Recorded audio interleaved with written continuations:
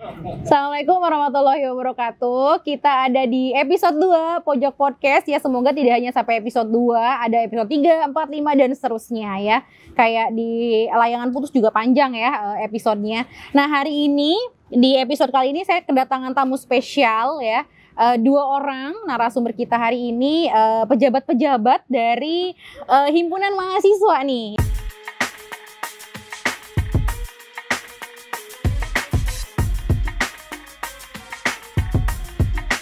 Di sini sudah ada teteh-teteh cantik ya. Hai. Silahkan diperkenalkan dulu. Ini teteh siapa dan teteh siapa? Siapa dulu? Boleh saya dulu? Boleh. Hai, perkenalkan nama saya Dewi Nur Ramadhani, mahasiswa semester 4 dari Prodi D3 Rekam Medis dan Informasi Kesehatan Poltekkes Kemenkes Tasikmalaya wilayah Cirebon. Ya. Halo semuanya, perkenalkan nama saya Dewi Rocipta. Saya sekarang mahasiswa semester 4 di Prodi D3 Rekam Medis dan Informasi Kesehatan Poltekkes Kemenkes Tasikmalaya. Oke, Dewi-Dewi ya, di dua-duanya Dewi-Dewi. Jadi hari ini kita mungkin berbagi informasi ya Teh ya. Jadi kalau banyak beberapa teman kita mungkin yang sebetulnya pengen tahu tentang rekam medis dan informasi kesehatan tapi bingung mau kemana nih nanyanya gitu. Jadi sekarang mungkin dengan durasi video yang mudah-mudahan sih kalau singkat dan panjang sih tetap ada manfaat ya. Gitu. Jadi nanti kita bisa sama-sama. Kalau masih ada teman-teman yang masih bingung nanti silakan tulis juga di kolom komentar mau nanya apa. Nanti saya simpen juga untuk informasi Instagram Teh Dewi Dewi ini di description box nanti ya. Oke, pertanyaan pertama, kesibukannya sekarang lagi sibuk apa nih? Mau Teh Dewi Nur apa Teh Dewi Roh dulu nih? Boleh Dewi Roh dulu? Dewi Roh dulu boleh. Oke. Sebenarnya bukan sibuk ya Bu ya, lebih ke rutinitas sebagai mahasiswa, kayak kuliah daring, terus ngerjain tugas-tugas kuliah, tugas-tugas, apalagi sekarang saya kan ikut organisasi juga, jadi otomatis harus ngerjain tugas-tugas ormawa. Tapi yang paling prioritas sekarang ini itu paling untuk menyiapkan praktek kerja yang praktek klinik yang ketiga, itu kan nanti tanggal 11 April itu mau ada PK ya Bu ya, di luar kota gitu. Jadi paling prioritas itu ya saya mempersiapkan untuk PK3 itu. Oke. Nggak ada nonton drama Korea nggak? Itu buat healing aja. Iya, buat healing. Buat healing ya. Oke. Tetap aja mesti ada hiburan mah kan. Iya, buat selang-seling tugas biar nggak pusing-pusing amat gitu. Iya, betul sekali. Karena dosennya juga senang drama Korea ya. Nah, Teh Dewi Nur nih, kesibukannya apa? Kalau kesibukan sekarang paling kayak kuliah daring, tugas-tugas kuliah, terus juga kan ikut ormawa juga ya Bu ya. Nah apalagi tuh sekarang kan udah beda gitu Bu di ormawa tuh. Nah itu sibuk banget sih Bu. Terus juga sekarang ini kan mau PK, persiapan PK, sama persiapan juga Bu buat ikut lomba. Karena mau ikutan lomba. Ikut lomba ya berarti ya? Ikut lomba juga Bu. Baru pertama kali soalnya Bu, jadi kayak masih bayangannya tuh udah gak tahu gitu Bu. Justru biasanya pijakan pertama Teh. Pijakan pertama itu yang bikin maknyesnya itu loh buat lomba ya. Oke, kapan lombanya? Lombanya itu sekitar Mei Bu. Oh bulan Mei, masih lama ya, berarti setelah Lebaran ya, setelah Lebaran ya. Oke. Nah tadi sibuk di Ormawa, sebetulnya Ormawa yang ada di D3RMIK, ini D3RMIK ya? Itu ada apa saja sih?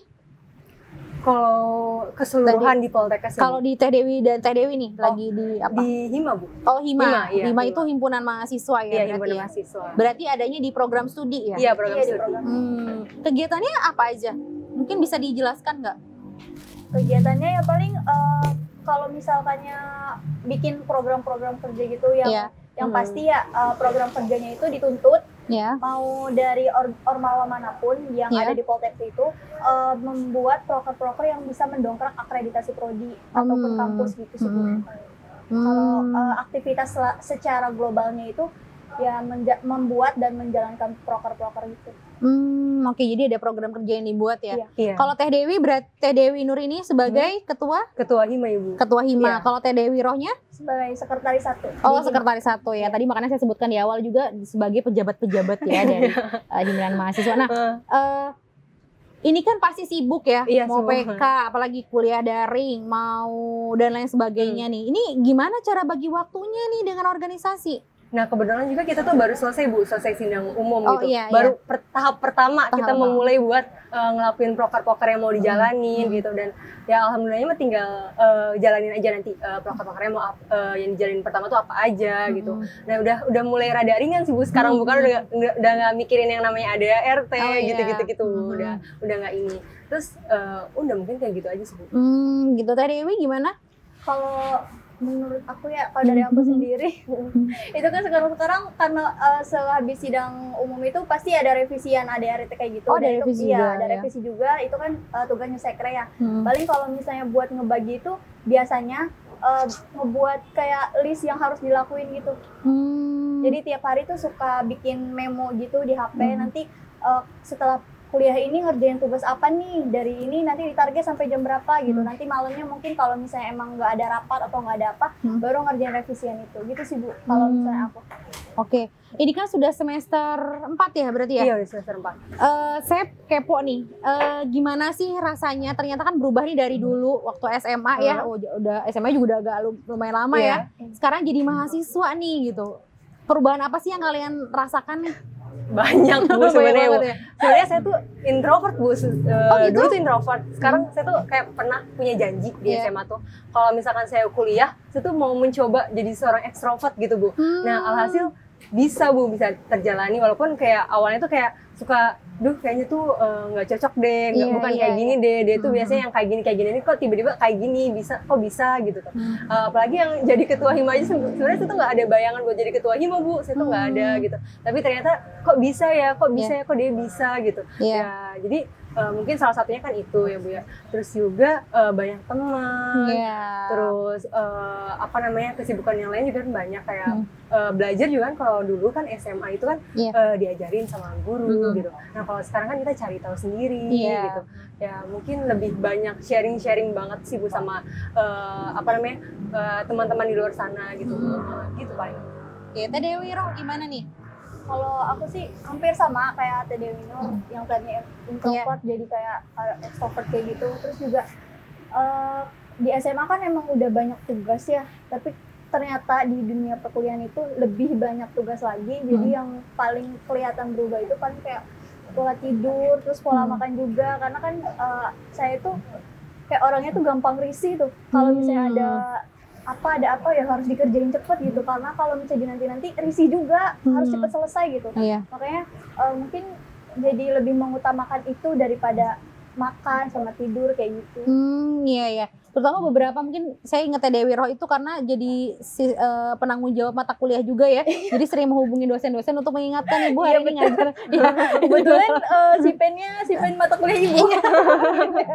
Jadi ada memori tersendiri saya selalu ke Dewi Roh gitu ya.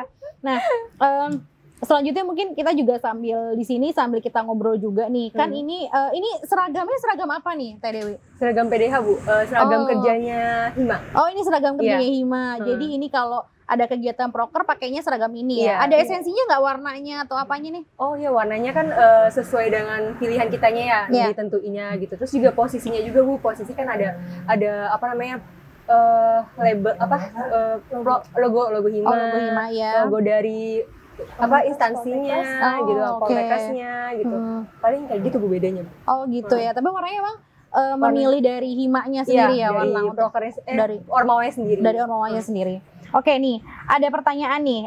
Di sini saya sudah tandai. Beberapa hal yang mungkin dirasakan juga oleh teman-teman mahasiswa maupun mengingatkan kembali bagi teman-teman yang sudah lulus ya. Ceritain dong kenapa bisa masuk D3 RMIK gitu. Mau siapa? Siapa dulu nih? Teh Dewi Nur dulu. Sebenarnya tuh Bu, passion saya tuh ya termasuk ada sih di RMIK juga ada. Iya. Sebenarnya awalnya itu saya tuh maunya ke kedinasan, sekolah kedinasan. Nah, tapi kalau di kesehatan itu saya tuh mau jadi tenaga kesehatan, tapi yang tidak berkontak langsung dengan pasien. Nah, salah satunya kan prodi RMIK itu, RMIK kan di pelayanan di belakang gitu. Itu tuh passion saya banget tuh karena nggak langsung berkontak langsung dengan pasien. Nah, itu mungkin kayak gitu. Terus cerita lagi juga tadi apa tuh? Kenapa bisa masuk ke D3 RMIK? Oh iya, kan karena sebelumnya juga saya tuh daftar SBMPTN gitu di kesehatan lain ya, mau jadi farmasi gitu, budaya mau farmasi. Tapi ternyata Poltekkes dulu tuh Bu yang buka PMDP. Nah alhasil saya tuh daftar PMDP di Poltekkes. Kalau misalkan di apa namanya, di Cirebon itu kan nggak ada farmasi ya Bu ya, sedangkan saya tuh maunya tuh Poltekkesnya yang di Cirebon, yang tenaga kesehatan yang nggak langsung berkontak langsung sama pasien itu kan cuman RMIK ya Bu ya. ya RMIK. Nah alhasil saya tuh coba aja RMIK yang ada di Cirebon. Nah terus pas pengumuman itu ternyata saya tuh lolos. Oh gitu. Lolos. Saya tuh udah daftar SBMPTN itu Bu pas saat itu. Nah udah tinggal tes aja tuh Bu. Alhasil nggak saya ambil karena saya tuh utamanya itu masuk ke sekolah ikatan dinas. Sekolah ikatan dinas. Sekolah ikatan dinas. Ya, alhasil saya terima dulu Poltekkesnya. Terus saya ikutan tes sekolah ikatan dinas, ternyata saya gagal di tahap berikutnya. Alhasil ya udah deh stay di Poltekkes Bu. Oke. Kalau Teh Dewi Roh gimana ceritanya? Kalau aku sendiri sempet banyak debat juga sama orang tua karena dari awal itu aku tuh udah bilang kan kalau aku pengennya kuliah nanti di jurusan hukum gitu. Nah tapi orang tua tuh selalu nentang gitu, enggak kamu nggak boleh ke hukum, kamu mending ke kesehatan aja, pokoknya mama pengen kamu di kesehatan, karena kan kalau misalnya bidang kesehatan itu prospek kerjanya jelas ya Bu ya, pasti sampai kapanpun bakal dibutuhin sumber daya manusianya. Nah jadi alhasil waktu itu karena emang masih kekeh-kekehan orang tua sama akunya, jadi sampai kelas 12 itu masih belum tahu mau kemana. Sampai waktu pas pendaftaran PMDP di Poltekkes itu akhirnya guru biologi aku yang dekat gitu di SMA langsung bilang udah kamu ibu daftarin aja dulu deh ke Poltekkes katanya gitu. Itu aku belum tahu emang ada ya Poltekkes, aku bilang kayak gitu. Emang ada ya Poltekkes, ada, udah kamu mau ngambil apa? Ya udah aku ngambil rekam medis aja deh kata aku tuh, soalnya aku tuh nggak bisa jadi perawat, kayak bukan passion aku banget gitu. Jadi ya udah aku bilang sama mama, ya udah aku berkecimpung di bidang kesehatan tapi jangan perawat ya. Karena tadinya mama tuh ngespesifikasi kalau udah kamu ke perawat aja gitu, ngelihat saudara-saudara lain juga kebetulan di keperawat, jadi kayak gitu. Karena waktu itu lagi COVID-nya tinggi juga, jadi ya udah kamu ngambil di sini aja tapi yang tetap kesehatan ya, gitu. Jadi gitu sih. Oh gitu ya. Berarti tadi saya ada kesimpulannya, ada pihak yang memang memberikan dominasi ya, ayo masuknya RMIK aja. Tadi mamahnya mungkin ya? Mamahnya atau siapanya nih berarti? Yang pihak paling bertanggung jawab untuk mengarahkan ke D3 RMIK? Sebenarnya bukan ke D3 RMIK-nya, tapi ke kesehatannya. Kalau RMIK itu baru tahu. Baru tahu. Tapi tadi dibandingkan perawat ya, bukan passionnya maksudnya ya. Jadi memilihlah D3 RMIK. Gitu. Nah kalau Dewi tadi, Teh Dewi Nur belum nyebutin nih.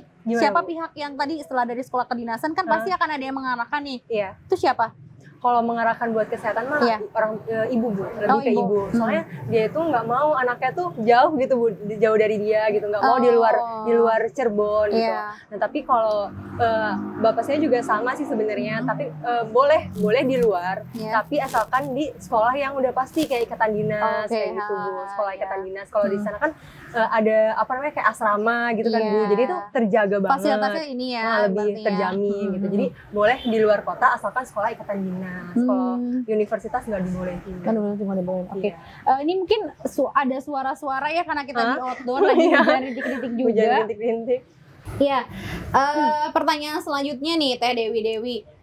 Sebetulnya tadi kan sempat cerita awal masuk ke D3 RMIK ya. Nah sebetulnya tuh ada berapa jalur sih yang pintu masuknya Poltekkes D3 RMIK, Poltekkes Kemenkes Tasikmalaya? Kalau buat D3 RMIK-nya sendiri Mamu ada 2, PMDP sama Simama. Tapi kalau buat keseluruhan Poltekkes itu ada 3. Tambahannya itu Simami. Oh Simami. Iya. Jadi PMDP, Simama sama Simami ya? Iya, ada 3. Oh gitu. Tapi ini waktu pembukaannya gitu sama atau enggak sih? Enggak Bu, beda. Jadi berjarak sebulan 2 bulan gitu Bu. Jadi PMDP dulu, terus Simama, baru Simami. Oh gitu ya. Mungkin biar teman-teman tahu tentang jalur masuk mungkin bisa ditaruh di Instagram kali ya, Instagramnya Hima kali ya nanti ya. Dan juga websitenya Poltekkes Kemenkes Tasikmalaya ya. Kemudian tadi kita sudah bicara banyak tentang histori walaupun sedikit ya dari Teh Dewi ini. Nah sekarang sudah semester 4 ini sudah ketemu belum nih passionnya nih? Kira-kira senangnya ke arah kompetensi apa? Senangnya saya mau Bu ya. Saya tuh emang dari SMP, SMA itu kan sukanya tuh matematika. Jadi tuh passion saya tuh di statistik sama biostat. Itu tuh bener-bener seneng banget sih, karena kalau misalkan matematika tuh kadang terstruktur gitu Bu, udah ada rumusnya gitu, jadi tuh enak gitu, gampang ngitung gitu kayak gitu. Terus juga kalau misalkan di pelayanan juga seneng sih Di pelayanannya kayak ketemu masyarakat gitu, pasien kayak gitu seneng. Oke. Dari situ. Oke, senangnya data-data gitu ya. Data juga iya. Data-data ya. Oke. Kalau Teh Dewi Roh Cipta nih, senangnya apa? Kalau saya itu nggak jauh beda dari Teh Dewi Nur ya. Sukanya angka-angka. Dari SMP SMA sukanya matematika. Cuma di kuliah ini sempet nggak tahu suka, nggak tahu gimana gitu. Kadang tuh suka sama mata kuliah itu, kadang pusing gitu. Itu ada di yang tentang komputer gitu. Dia itu mata kuliahnya tuh susah, apalagi soal-soal skrip kayak gitu. Tapi tuh kayak penantang gitu. Gimana caranya bisa berhasil buat skrip itu bisa nyambung, bisa ngebuat si aplikasi yang ditugasin gitu. Oh, bisa run gitu ya. Skrip tuh mungkin bahasanya kalau dalam bahasa pemrograman tuh sebetulnya coding juga ya, coding pemrograman ya, tapi ya. Oke, nah sekarang sudah jadi berarti punya adik tingkat ya? Udah punya. Kira-kira apa sih pesan dan kesannya nih untuk adik-adik tingkat nanti yang akan mau berminat misalnya ke D3 RMIK? Pesan kesannya tuh kalian tuh nentuin kayak bener-bener passion kalian tuh di mana gitu. Jangan sampai masuk jurusan itu tuh kamu tuh nggak seneng gitu. Sebenarnya kalau misalkan di RMIK sendiri tuh nggak jauh-jauh beda sama pas SMA. Itu ketemunya juga median kayak gitu kan statistiknya Bu. Nah terus juga seru gitu Bu yang kayak tadi yang dibicarain sama Teh Dewi itu yang masalah apa namanya pemrograman gitu, kayak bikin aplikasi itu tuh sebenarnya tuh seru, asik gitu. Tapi kalau misalkan kitanya nggak tahu gitu rumus-rumusnya, kadang tuh kayak, takutnya tuh gagal atau kayak kok gimana sih caranya gitu. Itu nantangin banget sih Bu itu tuh Bu. Tapi tuh seru gitu mainan yang namanya komputer kayak gitu tuh seru banget itu paling gitu. Oke, Teh Dewi Roh mungkin gimana? Menambahkan aja ya dari Teh Dewi Nur itu sebenarnya selain kaliannya itu harus tahu minat sama passion kaliannya itu di mana. Kalau kalian nih udah misal ngedenger podcast ini terus merasa tertarik gitu, jangan takut duluan karena ada yang bilang misal ini komputer tuh susah tahu gini, codingnya tuh susah tahu gini. Jangan takut dulu, kalian tuh harus berani nyoba dulu gitu. Karena saya juga dari awal-awal masih melongo aja di RMIK tuh apa sih ini RMIK gitu, teori-teori juga nggak pernah masuk. Tapi setelah pelaksanaan terus setelah sejauh ini, oh ternyata RMIK asik juga gitu. Ternyata karena tadinya sayanya belum bener-bener tahu, terus karena berani mencoba dan berani cari tahu lebih dalam lagi, jadinya ya udah jalanin aja, asik juga kok gitu. Iya. Berarti kata kuncinya tetap mencari informasi kita passionnya itu ada di mana ya. Iya Bu. Oke, sekali lagi saya ucapkan terima kasih kepada Teh Dewi Nur dan Teh Dewi Roh Cipta yang sudah hadir di episode 2 Pojok Podcast ini. Nanti kita akan ketemu lagi di episode selanjutnya. Terima kasih atas kehadirannya. Yuk, dadah semuanya.